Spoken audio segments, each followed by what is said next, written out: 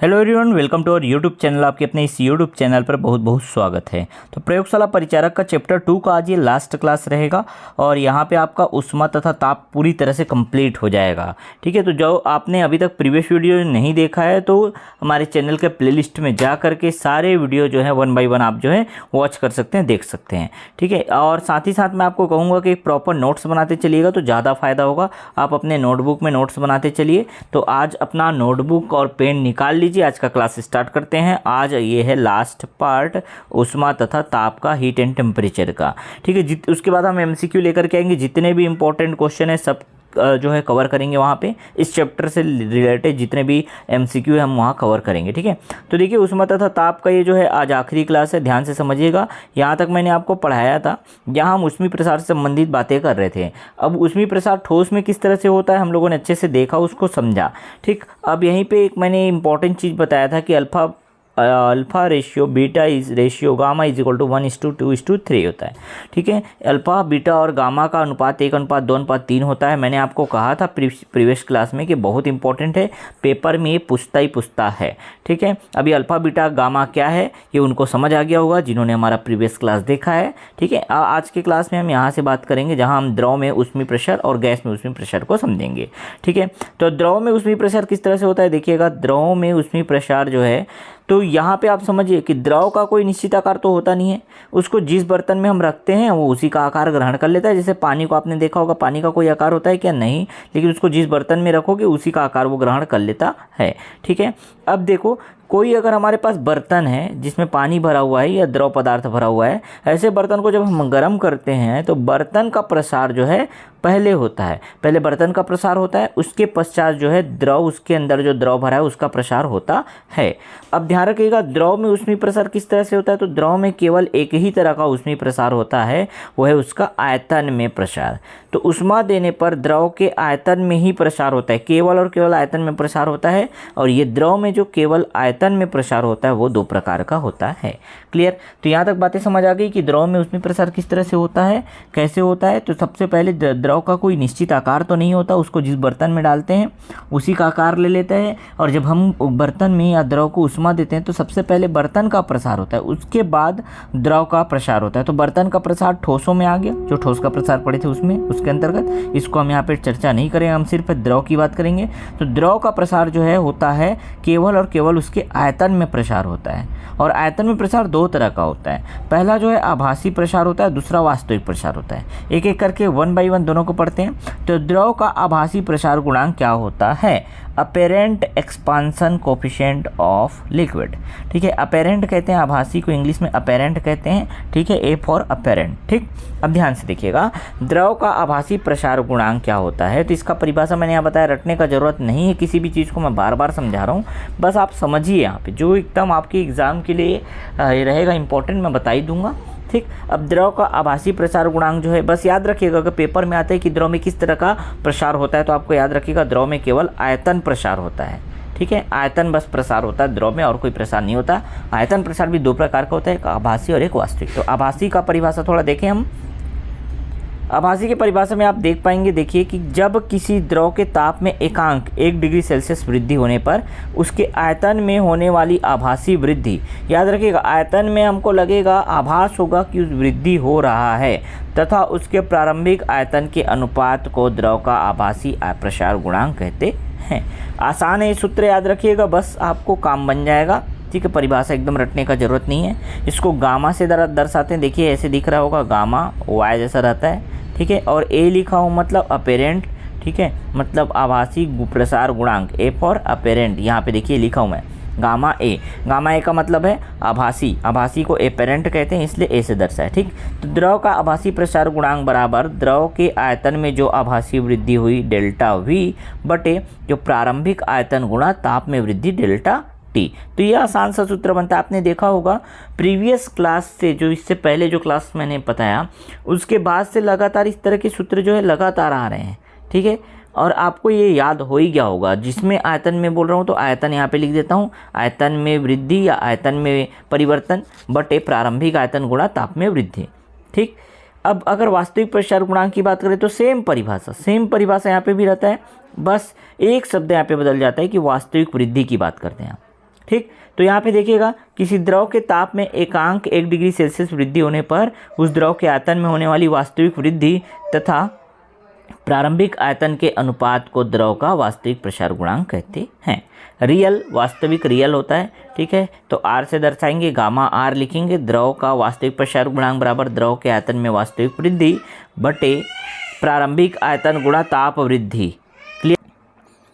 द्रव के आयतन में वास्तविक वृद्धि जिसको डेल्टा वी लिखते हैं और प्रारंभिक आयतन वी गुणा डेल्टा टी। कोई परिवर्तन नहीं है सूत्र में, बस यहाँ पे वास्तविक वृद्धि कह दिए, वहाँ आभासी वृद्धि लिखा था उसके जगह में, ठीक है। आगे आते हैं, अब गैसों में ऊष्मीय प्रसार में आते हैं। तो द्रव में पढ़ लिए, ठोस में पढ़ लिए, अब आते हैं गैस में, ठीक है। देखिए गैसों में जो ऊष्मीय प्रसार होता है वो किस तरह से होता है। तो गैसों में द्रव या ठोस की अपेक्षा तापीय वृद्धि से अधिक प्रसार होता है। गैस में सबसे ज़्यादा प्रसार होता है, द्रव और ठोस की अपेक्षा तापीय वृद्धि करने से सबसे ज़्यादा प्रसार गैस में होता है। और गैस में ऊष्मीय प्रसार दो प्रकार से होता है, दो रूप में होता है। पहला जो है आयतन में और दूसरा जो है दाब में। तो एक एक करके पढ़ते हैं दोनों को। तो गैसों का आयतन प्रसार गुणांक पहले देखते हैं, volume expansion coefficient of gases. अब ध्यान से देखिएगा, जब हम आयतन प्रसार गुणांक की बात करते हैं तब यहाँ पे परिभाषा चालू होता है स्थिर दाब पर। पेपर में आ सकता है इससे क्वेश्चन कि आयतन प्रसार गुणांक गैस में होता है तो स्थिर दाब पर। स्थिर दाब स्थिर रहेगा तब आयतन प्रसार होगा। तो स्थिर दाब पर गैस का प्रति डिग्री सेल्सियस बढ़ाने पर, मतलब वही 1 डिग्री सेल्सियस बढ़ाने पर उसके आयतन में होने वाली वृद्धि तथा गैस के प्रारंभिक आयतन के अनुपात को गैस का आयतन प्रसार गुणांक कहते हैं। परिभाषा वही है, वही सब चीज़ें हैं। फिर से अगर आप इसको देखो तो सूत्र आपको साफ साफ समझ आएगा यहाँ पे कि गामा बराबर ये हो जाएगा। देखिएगा, गैस के आयतन में वृद्धि डेल्टा वी बटे प्रारंभिक आयतन गैस का गुणा ताप में वृद्धि डेल्टा टी। कोई परिवर्तन नहीं, सभी चीज़ें सेम टू सेम हैं। द्रव के लिए जो पढ़े थे, ठोस के लिए जो पढ़ रहे थे, ठीक है, सभी एक जैसे। बस यहाँ पे अंतर क्या हो रहा है कि वहाँ पे ठोस की जगह में गैस हो जा रहा है, या ठीक समझ आ गया, और वहाँ पे द्रव हो जा रहा था जब द्रव का पढ़ रहे थे। तो एकदम आसान है कि गैसों का आयतन प्रसार गुणांक, ठीक। अब आते हैं यहाँ पे एक इम्पॉर्टेंट चीज़ है कि आयतन प्रसार गुणांक को अगर हम समझ लिए तो एक जल जो हमारे पास आता है लिक्विड, उसके बारे में एक इम्पॉर्टेंट चीज़ है यहाँ पे, इसको नोट करके लिख लीजिएगा। जल का असंगत या असामान्य प्रसार, उसके बाद आगे पढ़ेंगे। अब ध्यान से देखिएगा, जल जो होता है, पानी जो होता है, उसका कैसे असंगत या असामान्य प्रसार होता है ये समझिएगा। तो एक सूत्र आपको मैं पहला पढ़ा रखा था कि घनत्व बराबर द्रव्यमान बटे आयतन होता है। घनत्व बराबर द्रव्यमान बटे आयतन होता है। इसको समझिएगा थोड़ा सा, जो मैं बताना चाहता हूँ, ठीक। अब देखिए, अगर हम क्या करते हैं, जल को 0 डिग्री सेल्सियस से 4 डिग्री सेल्सियस के बीच में गर्म करते हैं तो उसका संकुचन होता है, ठीक है, और उसका आयतन घटता है। नियम से अगर हमको देखें, कोई भी और द्रव पदार्थ है तो उसका अगर हम उसमें उष्मा देते हैं या टेम्परेचर बढ़ाते हैं तो उसका आयतन भी क्या होगा, बढ़ेगा। लेकिन नहीं, आयतन यहाँ पे नहीं बढ़ता। कब नहीं बढ़ता? जल का 0 से 4 डिग्री सेल्सियस, 4 के बाद बढ़ना चालू हो जाता है, लेकिन 0 से 4 डिग्री सेल्सियस के बीच जब हम जल को गर्म करते हैं तब उसका संकुचन होता है और उसका आयतन घटता है, ठीक। अब ध्यान से देखिए, फिर से मैं बोल रहा हूँ, घनत्व बराबर क्या होगा, द्रव्यमान बटे आयतन। अभी मैंने क्या कहा कि उसका आयतन घटता है जब 0 से 4 डिग्री सेल्सियस पर गर्म करते हैं तो आयतन घटता है, आयतन कम हो रहा है, नीचे जा रहा है। और जब आयतन नीचे जाएगा तो घनत्व ऊपर आएगा। क्यों? क्योंकि आयतन देखो बटे में है, इधर नीचे बटे में, ये जितना कम होगा घनत्व उतना ही बढ़ेगा, ठीक है। तो उसका संकुचन होता है और उसका आयतन घटता है एवं घनत्व बढ़ता है। तथा अब इसको समझिए, 4 डिग्री सेल्सियस से 0 डिग्री सेल्सियस तक जब ठंडा करते हैं तब जल का आयतन बढ़ता है। अब जल का आयतन बढ़ेगा तो घनत्व क्या होगा, घनत्व कम होगा।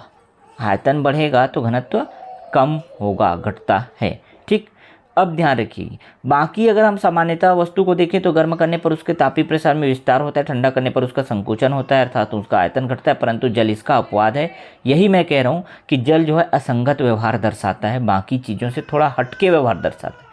नियम से जब उसको गर्म करते हैं तो उसका आयतन बढ़ना चाहिए, घटना नहीं चाहिए, बढ़ना चाहिए, ठीक।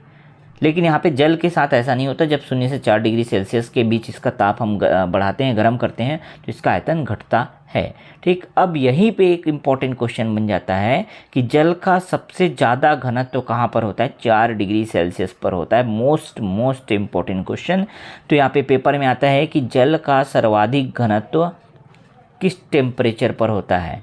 सर्वाधिक घनत्व 4 डिग्री सेल्सियस, याद रखिएगा 4 डिग्री सेल्सियस पर जल का सर्वाधिक घनत्व होता है। जल का सर्वाधिक घनत्व कितने से टेम्परेचर पर होता है? 4 डिग्री सेल्सियस पर होता है। ठीक, क्लियर हुआ? यहाँ से क्वेश्चन आता है, बस यही इंपॉर्टेंट है, एकदम रट लो इसको। बाकी तो मैंने इसको लॉजिकली समझा ही दिया, लेकिन अगर आपको फिर भी कुछ प्रॉब्लम हो रहा है तो ये आंकड़ा याद रखो आप, 4 डिग्री सेल्सियस। जल का सर्वाधिक घनत्व जो है 4 डिग्री सेल्सियस पर होता है। क्लियर? चलिए, एक क्वेश्चन और आता है कि सर्दियों की रातों में जो है जल के पाइप जो है कभी कभी फट जाते हैं, क्यों? तो याद रखिएगा, क्योंकि जब 0 डिग्री सेल्सियस पर बर्फ़ का आयतन जो है ना जल के आयतन से अधिक होता है। बर्फ़ का आयतन जो है जल के आयतन से अधिक होता है। सर्दी के दिन में जब 0 डिग्री सेल्सियस हो जाता है, बर्फ़ बनता है, तो जल का आयतन से उसका आयतन, बर्फ़ का आयतन अधिक हो जाता है। मान लो ये पाइप है जिसमें पानी भरा हुआ था पहले, अब ये क्या हुआ, पानी ठंड की वजह से बर्फ़ बन गया, और बर्फ़ बन गया तो इसका आयतन बढ़ जाता है। आयतन बढ़ने की वजह से यहाँ पे पाइप में प्रसार होता है और पाइप फट जाता है। क्लियर? इतना ही याद रखिएगा। ठीक, अब आगे आते हैं, गैसों का जो है दाब प्रसार गुणांक क्या होगा? Pressure expansion coefficient of gases. स्थिर आयतन पर ये होता है, ध्यान रखिएगा। जब मैं आयतन प्रसार गुणांक बोला था तो स्थिर दाब पर होता है, और दाब प्रसार गुणांक जो है स्थिर आयतन पर होता है। स्थिर आयतन पर गैस का ताप प्रति 1 डिग्री सेल्सियस बढ़ाने पर उसके दाब में होने वाली वृद्धि तथा गैस के प्रारंभिक दाब के अनुपात को, सेम परिभाषा है भाई, जो चीज़ बोल रहे हैं बस। तो गैस के दाब में वृद्धि डेल्टा पी बटे प्रारंभिक दाब, ठीक है, गुणा ताप वृद्धि हो गया। इसको बीटा से दर्शाते हैं, ऐसा बी जैसे दिख रहा है ना, बीटा से दर्शाते हैं गैस का दाब प्रसार गुणांक। कोई दिक्कत नहीं होगा यहाँ तक। ठीक, आगे आते हैं। अब ध्यान दीजिए, जब मैं आपको क्लास में पढ़ा रहा था तो ऊष्मा के प्रभाव को हम पढ़ रहे थे। याद करो, बहुत पीछे आप सोचोगे तो ऊष्मा के प्रभाव को पढ़ रहे थे। ऊष्मा के प्रभाव में हम यहाँ पे तीसरा प्रभाव देखेंगे। तीसरा प्रभाव है कि भौतिक अवस्था में परिवर्तन होता है, चेंज इन फिजिकल स्टेट। ऊष्मा का प्रभाव, ये मोस्ट इम्पॉर्टेंट टॉपिक है, याद रखिएगा। हालांकि ये छोटा है, बहुत बार आपने पढ़ा भी होगा इसको और आपको याद भी होगा, और बहुत सारे प्रीवियस ईयर व्यापम की जब क्वेश्चन देखोगे तो यहाँ से क्वेश्चन बने ही बने हैं कि भौतिक अवस्था में परिवर्तन, चेंज इन फिजिकल स्टेट। ठीक है, तो यहाँ पे देखिएगा कि ऊष्मा के वजह से जब हम किसी ताप पर किसी पदार्थ का एक अवस्था से दूसरी अवस्था में परिवर्तन, उसका ऊष्मा परिवर्तन कहलाता है। मतलब अगर हम ताप देते हैं, ताप बढ़ाते हैं या ताप कम करते हैं, तो कोई पदार्थ जो है एक अवस्था से दूसरी अवस्था में बदल जाता है। वैसे आपको पता होगा कि सामान्यतः पदार्थ की 3 अवस्थाएँ होती है, जो होता है ठोस, द्रव और गैस। बचपन से पढ़ते आए हो बच्चों इसको। ठीक है, तो 3 अवस्थाएं होती है। भौतिक अवस्था में परिवर्तन होगा, ठोस से द्रव बन जाएगा, द्रव से गैस बन जाएगा, गैस से द्रव बन जाएगा, द्रव से ठोस बन जाएगा। ये जो भौतिक अवस्था में परिवर्तन होगा, ये सिर्फ और सिर्फ ऊष्मा के कारण होता है, ताप के आदान प्रदान से होता है। और जब किसी ताप पर किसी पदार्थ का एक अवस्था से दूसरी अवस्था में परिवर्तन होता है, उसको ही उसका अवस्था परिवर्तन कहते हैं। तो भौतिक अवस्था में परिवर्तन क्या क्या होता है, ये हम देखते हैं डिटेल से थोड़ा। ठीक, तो 3 प्रमुख बिंदु की बात करते हैं। सबसे पहले, ये पेपर में या कई जगह आपने सुना होगा, गलनांक बिंदु, हिमांक बिंदु, क्वथनांक बिंदु। तो देखिए, एकदम आसान है, मैं सरल शब्दों में समझा रहा हूँ। गलनांक बिंदु को कहते हैं मेल्टिंग पॉइंट, हिमांक बिंदु को कहते हैं फ्रीजिंग पॉइंट, और क्वथनांक बिंदु को कहते हैं बॉइलिंग पॉइंट। अब मेल्टिंग पॉइंट या गलनांक बिंदु ऐसा ताप का बिंदु होता है, ऐसा ताप होता है, ताप का वह बिंदु जहाँ पर कोई पदार्थ जो है गल जाता है। मतलब पहले रहता है ठोस और गल करके वो बदल जाता है किसमें, द्रव में, गल जाता है। ठीक, सॉलिड था लिक्विड बन गया। यही ऐसे ताप को जहाँ पर ठोस से द्रव में बदलता है, इस ताप को ही गलनांक बिंदु कहते हैं। और ये जो पूरी प्रक्रिया है ठोस से द्रव में बदलने की प्रक्रिया को गलन कहते हैं, याद रखिएगा। ठीक, ठोस से द्रव में बदलने की प्रक्रिया गलन कहलाती है। और उस ताप को जिस पर ठोस में द्रव बदल रहा है, ठोस जो है द्रव में बदल रहा है, उसको गलनांक बिंदु कहते हैं। क्लियर हुआ? ठीक, आगे हिमांक में आते हैं। हिमांक जस्ट इसका उल्टा है। क्या होगा देखिए, कि जिस ताप पर, ऐसा ताप जहाँ पर कोई द्रव है वो ठोस बदल जाता है। जैसे पानी है, उसको हम फ्रीज़र में डाल दिए तो बर्फ़ बन गया। तो पानी जो है बर्फ़ बन गया, मतलब पहले था वो द्रव, अब बदल गया उस किस में, ठोस में। तो द्रव से ठोस में बदलने का जो ताप होता है, उसी ताप को हम कहते हैं हिमांक बिंदु। जिस ताप पर कोई द्रव पदार्थ ठोस पदार्थ में परिवर्तन होता है या परिवर्तित होता है, उसे ही हिमांक बिंदु कहते हैं। और इस पूरी प्रक्रिया को, द्रव से ठोस में बदलने की प्रक्रिया को हिमीकरण कहते हैं। क्लियर। एक और आखिरी पॉइंट देखिएगा, क्वथनांक बिंदु क्या होता है? Boiling point. एकदम आसान है। जिस पर द्रव जो है उबलना, भाई उबलता है, एकदम आसान है। द्रव उबल करके गैस में बदल जाता है। आप देखिए कि पानी आपने चढ़ा के रखा काफ़ी देर तक, जब ताप बढ़ते गया तो द्रव जो है, ठीक है, वो गैस में बदल गया। और द्रव को गैस में बदलने के लिए जितना ताप चाहिए होता है, उस ताप बिंदु को ही क्वथनांक बिंदु कहते हैं। और इस पूरी प्रक्रिया को वाष्पन कहते हैं। पेपर में डायरेक्टली क्वेश्चन आता है कि द्रव का गैस में बदलना क्या कहलाता है? आपका करेक्ट आंसर वाष्पन होगा। एकदम बहुत ही ज़्यादा इंपॉर्टेंट, मोस्ट इंपॉर्टेंट टॉपिक है भौतिक अवस्था में परिवर्तन। और यहाँ से एक क्वेश्चन फिक्स है, मैं गारंटी देता हूँ। जिस दिन पेपर होगा मैं आपको दिखाऊंगा कि यहाँ से क्वेश्चन आए ही आए हैं। मैं एक बहुत आसान तरीके से इसको अगर आप समझ गए और इसको रट लिए ना, पूरा आसान हो जाएगा आपका तरीका। देखिएगा, पूरा का पूरा प्रोसेस आपका आसान हो जाएगा। देखिए, मैं 3 चीज़ें लिया हूँ। एक लिया हूँ मैं बर्फ़, एक लिया हूँ मैंने क्या, जल, ठीक है, और एक लिया हमने भाप। ठीक है, बर्फ़ जो है वो ठोस रहता है, जल जो है द्रव रहता है, और भाप जो है गैस अवस्था में पाया जाता है। ठीक, अब देखिए, जब हम बर्फ़ को उष्मा देते हैं मतलब गर्म करते हैं, बर्फ़ को गर्म करते हैं, तब वह पिघल करके जल में परिवर्तित हो जाता है। मतलब पहले ठोस था, वो अब द्रव में बदल गया, और इस प्रक्रिया को गलन कहते हैं। ठीक, समझ गए बात को? अब आगे, अब इसी जल को हम फिर से गर्म करते हैं, उष्मा देते हैं, तब वह भाप में बदल जाता है, और इस प्रक्रिया को वाष्पन कहते हैं। तो द्रव का गैस में बदलना वाष्पन कहलाता है, बर्फ़ का या ठोस का द्रव में बदलना गलन कहलाता है, और द्रव का गैस में बदलना वाष्पन कहलाता है। क्लियर? ठीक, अब उल्टा आते हैं, थोड़ा उल्टा आते हैं। देखिए, अब गैस जो है उसमें से उष्मा लेते हैं, गैस को ठंडा करते हैं तो द्रव में बदल जाता है। इस प्रक्रिया को संघनन कहते हैं। उष्मा लेने पर ये ठंडा हो जाएगा, ठंडा हो करके द्रव में बदल जाएगा, और इसको कहते हैं संघनन। इस प्रक्रिया को संघनन, पेपर में आता है भाई कि गैस से द्रव में बदलने की प्रक्रिया को क्या कहते हैं? तो गैस से द्रव में बदलने की प्रक्रिया को संघनन कहते हैं। ठीक है, ये उष्मा ले रहे हैं, यहाँ पे ठंडा कर रहे हैं। मतलब फिर से देखिएगा, जब द्रव से अब फिर से उष्मा ले रहे हैं मतलब ठंडा कर रहे हैं, पानी को और ठंडा करेंगे तो उसका क्या हो जाएगा? परिवर्तन होगा, और वो बर्फ़ बन जाएगा, ठोस बन जाएगा। और इस प्रक्रिया को जब द्रव से ठोस में बदलता है, इसको हिमीकरण कहते हैं। क्लियर? इतना याद हुआ? अब एक इम्पॉर्टेंट चीज़ पेपर में और आता है कि बर्फ़ कभी कभी डायरेक्ट, बर्फ़ कहने का मतलब जो ठोस अवस्था है, ठोस अवस्था जो है, बर्फ़ छोड़िए, अभी बर्फ़ को 1 मिनट के लिए भूल जाइए, ठोस की याद रखिए। जो ठोस पदार्थ होता है, कई बार जब हम ठोस पदार्थ को उष्मा देते हैं तो सीधे द्रव न बन करके सीधे गैस में बदल जाता है। जैसे कपूर होता है, कपूर को जैसे ही हम गर्म करते हैं, वो सीधे गैस बन के उड़ जाता है, द्रव नहीं बनता। और इस प्रक्रिया को, जब ठोस से सीधे गैस बनता है, उस प्रक्रिया को ऊर्ध्वपातन कहते हैं। बहुत ही ज़्यादा इम्पोर्टेंट है ये। ठीक है, यहाँ पे ऊर्ध्वपातन क्या होता है याद रखिएगा। ठीक है, बर्फ़ से जो है, बर्फ़ को छोड़िए, ठोस से गैस बदलने, ठोस से सीधे गैस में परिवर्तित होने की प्रक्रिया को ही ऊर्ध्वपातन कहते हैं। ठीक है, उदाहरण आप कपूर का ले सकते हैं। कपूर को जब आप गर्म करते हैं, जलाते हैं, तो सीधे वो गैस में बन के उड़ जाता है, वहाँ पे द्रव नहीं बनता, पानी नहीं बनता। ठीक है ना? क्लियर? तो बहुत आसानी से इस चार्ट के माध्यम से आप समझ गए होगे, इसको रट्टा मार लो पूरा। ठीक, ये हो गया। अब यहाँ पे गुप्त ऊष्मा को समझने के लिए इस चार्ट को थोड़ा सा समझिएगा, थोड़ा मैं जूम कर देता हूँ, अच्छे समझ आएगा। अभी मैंने आपको समझाया कि उष्मा हम देते जाते हैं तो वो परिवर्तन होते जाता है उसका अवस्था। देखिए, पहले क्या था? ठोस था। जैसे जैसे ताप बढ़ाते गए, ठोस पदार्थ पहले ठोस था, फिर लेकिन थोड़े देर बाद एक निश्चित ताप पर आ करके वो गलना चालू होता है, जिसको हम गलन कहते हैं, और वो बदल जाता है, द्रव में परिवर्तित हो जाता है।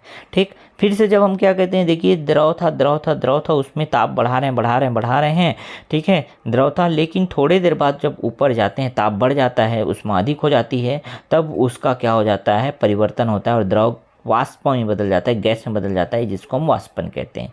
अब देखिएगा यहाँ पे एक सीधी लाइन यहाँ पे भी आ रहा है, यहाँ पे भी आ रहा है, दो जगह सीधी लाइन आ रहा है, और यही जो दो जगह सीधी लाइन आ रहा है उसी को ही हम गुप्त ऊष्मा कहते हैं, क्योंकि वहाँ ऊष्मा तो लग रहा है लेकिन सीधे परिवर्तन नहीं हो रहा है। देखिए ठोस था, द्रव में परिवर्तन हो, द्रव था, वाष्प में परिवर्तन होता है। इसको ये जो गुप्त ऊष्मा यहाँ पे लग रहा है, ताप तो नहीं बढ़ रहा है लेकिन ऊष्मा लग रहा है, और ऊष्मा लग रहा है तो इसको कहते हैं गलन की गुप्त ऊष्मा, और यहाँ पर जो ऊष्मा लग रहा है उसको कहते हैं वाष्पन की गुप्त ऊष्मा, जिसको इंग्लिश में लैटेंट हीट कहते हैं, लैटेंट हीट, ठीक है, गुप्त ऊष्मा।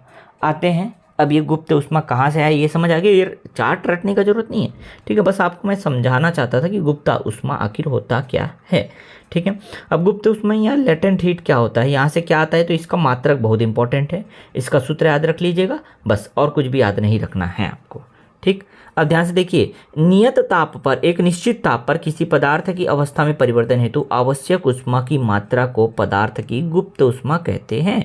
एक निश्चित ताप पर किसी पदार्थ की अवस्था में जो परिवर्तन होता है, देखिएगा यहाँ चार्ट में मैंने बताया कि ठोस था वो द्रव में परिवर्तित हो गया, तो एक निश्चित ताप पर, ताप निश्चित है लेकिन उसका अवस्था में परिवर्तन हो रहा है, ठोस से द्रव में, वैसी द्रव से गैस में हो रहा था, ठीक है। अवस्था में परिवर्तन आवश्यक ऊष्मा की मात्रा को ही पदार्थ की गुप्त ऊष्मा कहते हैं। इसका सूत्र होता है ऊष्मा Q बराबर m इंटू एल, और L लेटेंट हीट होता है जिसको गुप्त ऊष्मा कहते हैं। अगर हम इसका सूत्र निकालें तो L बराबर Q बटे m, Q जो है ऊष्मा है, m क्या है, द्रव्यमान है, और मात्रक आप आसानी से बता सकते हो, ऊष्मा का मात्रक होता है जूल और द्रव्यमान का मात्रक होता है किलोग्राम, इसलिए इसका मात्रक जूल प्रति किलोग्राम हो गया। क्लियर हुआ, ठीक है। लेकिन अगर ऐसा ही मात्रक ना बोल के सीजीएस मात्रक में लिखे तो कैलोरी प्रति ग्राम होता है, तो दोनों ऑप्शन हो सकते हैं आपके पेपर में, जूल प्रति किलोग्राम या कैलोरी प्रति ग्राम। क्लियर। अब देखिए दो तरह का गुप्त ऊष्मा होता है, एक तो द्रवण की और एक वाष्पन की। गलन की गुप्त ऊष्मा लेटेंट हीट ऑफ फ्यूजन, और होता है वाष्पन की गुप्त ऊष्मा लेटेंट हीट ऑफ मेल्टिंग, ठीक है। अब देखिएगा यहाँ पे कि जब एकांक द्रव्यमान के पदार्थ को ऊष्मा देने पर वह ठोस अवस्था से द्रव अवस्था में बदल जाता है, ठोस से द्रव में बदल जाता है, तब उस ऊष्मा को गलन की गुप्त ऊष्मा कहते हैं। यही सेम प्रक्रिया होगा, ठीक है, कि जब एकांक द्रव्यमान के द्रव को उसके क्वथनांक बिंदु पर वाष्प में परिवर्तित करने के लिए लगने वाली ऊष्मा को वाष्पन की गुप्त ऊष्मा कहते हैं। तो परिभाषा रटने का जरूरत नहीं है, बस आपको समझना था। ये काम के लिए ज़्यादा बहुत इंपॉर्टेंट नहीं है, लेकिन ये आपके एग्ज़ाम के लिए बहुत इंपॉर्टेंट हो सकता है, इसका मात्रक और इसका सूत्र, ठीक है। बाकी यहाँ पे आज की क्लास में जो भी इम्पोर्टेंट चीज़ था मैंने बहुत अच्छे से बता दिया। छोटा क्लास था आज बहुत ज़्यादा आपको प्रॉब्लम नहीं हुआ होगा, और ये क्लास जो है कंप्लीट होता है, पूरा का पूरा हमारा चैप्टर 2 कंप्लीट होता है, ठीक है। फिर से मैं आपको बता दूं कि चैप्टर 1 में मैंने आपको अम्ल क्षार और लौट पढ़ाया बहुत अच्छे से, और MCQ भी उसका कराया, वो जा करके आप देख लीजिएगा। काफ़ी मेहनत करके मैं वीडियो आपके लिए प्रोवाइड करा रहा हूँ। आपको अच्छा लग रहा है तो लाइक कीजिएगा और अपने दोस्तों तक शेयर जरूर कर दीजिएगा, ठीक है। बाकी मैं आपको जिस दिन एग्ज़ाम होगा उस दिन मैं आपको प्रूफ दिखाऊंगा कि कितने क्वेश्चन और कहाँ से मैंने जो इतना मेहनत करके बनाया वो question as it is same to same आपके एग्ज़ाम में फंसेंगे। आपने अगर मुझे बिल्कुल सही तरह से फॉलो किया तो आप जो है सफल हो जाएंगे, बहुत अच्छे मार्क्स लेकर आएंगे। टारगेट तो ऐसे हमारा 60 आउट ऑफ 60 का है, साइंस में हम 60 आउट ऑफ 60 लेकर के हैं, वही इसीलिए हम ये सीरीज़ चला रहे हैं, ठीक है। बाकी देखते हैं आप कितना कर पाते हैं, हमारे तो कोशिश रहेगा पूरा कि हम 100% आपका दिलाएं, ठीक है। बाकी चैप्टर 2 कंप्लीट होने के बाद अब MCQ हमारा बच गया, MCQ हम लेकर के आएंगे, ठीक। उम्मीद करता हूँ आपको इस वीडियो से हेल्प तो मिल रहा होगा। नोट्स बनाते चलिएगा, बिल्कुल नोट्स बनाएंगे तो आपको क्या होगा, थोड़ा बेनिफिट होगा और आप तुरंत याद करते जाएंगे, ठीक है। बाकी मिलते हैं नेक्स्ट वीडियो में नए इंपॉर्टेंट टॉपिक नए चैप्टर के साथ ही साथ MCQ पहले मैं प्रोवाइड कर दूँगा, उसके बाद नए चैप्टर चालू करेंगे। क्लियर है, ठीक है। चलिए मिलते हैं, तब तक आप ज़रूर सब्सक्राइब कर लीजिएगा चैनल को, बेल आइकन प्रेस कर लीजिएगा और अपने दोस्तों तक शेयर कर दीजिएगा।